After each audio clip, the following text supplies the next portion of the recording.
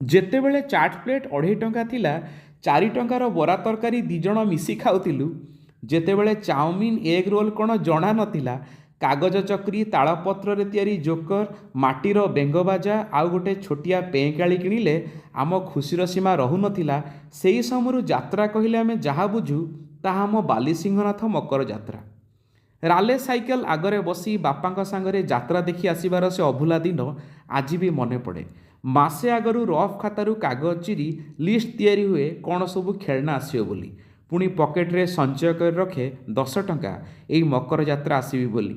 ଖେଳନା ବାଇନାକୁଲର, ଖେଳନା ଟିଭି, ଯବକାଚ, ପ୍ଲାଷ୍ଟିକ ବଲ୍, ଚଟି ପକେଟ କ୍ୟାଲେଣ୍ଡର, ଚଟି ଭଜନ ବହି, ଏମିତି ଲମ୍ବା ଲିଷ୍ଟ। ପୁଣି ଭାବେ ମୋ ବାପା ଏତେ ପଇସା କେଉଁଠୁ ଆଣିବେ ଯେ ମୋ ପାଇଁ ଏତେ ସବୁ ଜିନିଷ କିଣିଦେବେ। ଏଇ କଥା ଭାବି ଖେଳନା ଦୋକାନ ଆଗରେ କ'ଣ ଆଣିବି କ'ଣ ନ ଆଣିବି କହିପାରେ ନା।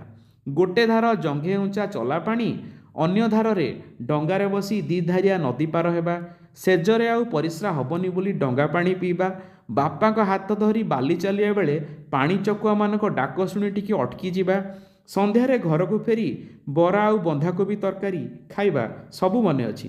ମୋ 85 ବର୍ଷୀୟ ବଡ଼ ବାପାଙ୍କୁ ଆଜି ଯାତ୍ରା ବୁଲି ନେବା ବେଳେ ଅନୁଭବ ହୁଏ ସେଇ ହଜିଲା ପିଲାଦିନ ସତେ ଯେମିତି ମୋ ସାଙ୍ଗେ ଲୁଚକାଳି ଖେଳୁଛି ସେଇ ବାଲୁକା ଶଯ୍ୟାରେ।